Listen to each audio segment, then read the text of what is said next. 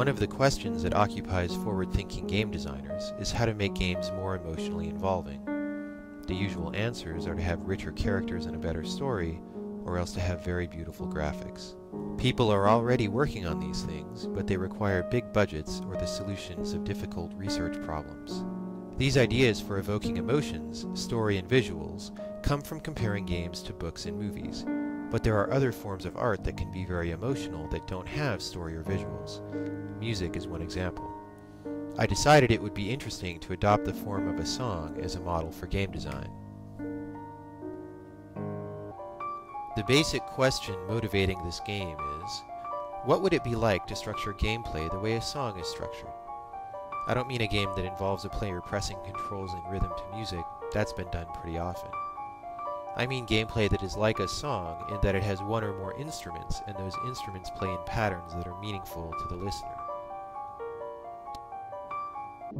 Some traditional games are already time-based compositions in this sense. Older scrolling games like Xevious, or newer rhythm games like Dance Dance Revolution. But I wanted to create a game focused deliberately around the idea of composition and see where it goes. Also, I wanted the composition to provide for the interplay of different gameplay parameters, to build an interesting synthesis. I think that the more traditional games I mentioned are mainly compositions in only one parameter, like songs with only one instrument. The rest of this tutorial will talk about how to actually play the game, and explain what these analogs to musical instruments are. You control this spinning avatar on the screen by moving it with your mouse. That is all the control input for this game. You don't use the mouse buttons at all. On the screen, there are always some dots that move around. The first musical instrument-like thing is the objective, what the player is trying to do. There are 4 objectives. You can think of each objective as a different musical note. The dots will change in appearance to help show you the current objective. The first objective is called Match. You're playing it now. You touch a dot and it begins flashing.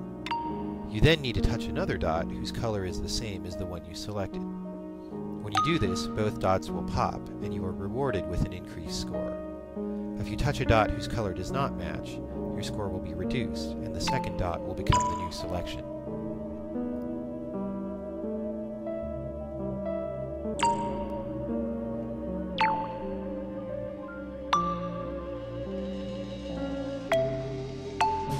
The second objective is called Touch.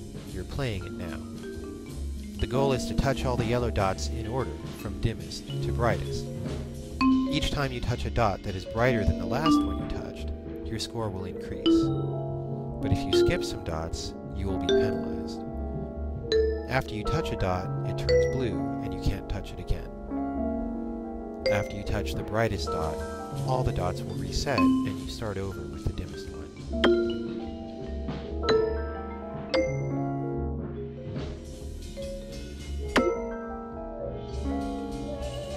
The third objective is called Push. The screen is divided into 2 halves, and each half is a certain color. You want the dots to be on the side of the screen that matches their color. You can push dots by moving your avatar near them. You will repel the dots like magnets of equal polarity. At each instant, each dot that is on the proper side increases your score, and each dot on the wrong side decreases your score. The fourth objective is called Distance. Here you want your avatar to be far away from the dots and from the edges of the screen.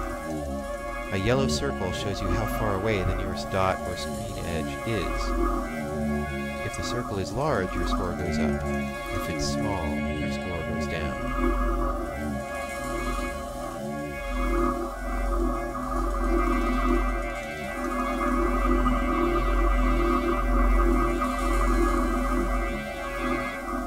That's all for the objectives.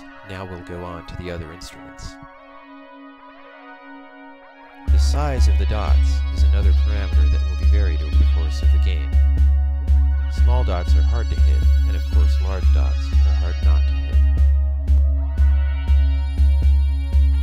Dots have a couple of motion parameters. friction that slows them down, and acceleration based on position.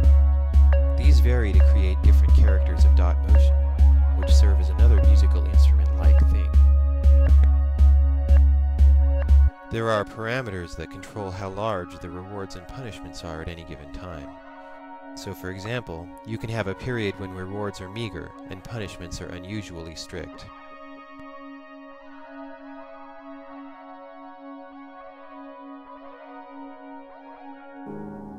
That's all. The rest you can find out by playing. I'm not going to claim that this game has somehow met the goal of being more emotionally involving than usual. I think if this paradigm ever leads to something like that, it is many years of work in the future.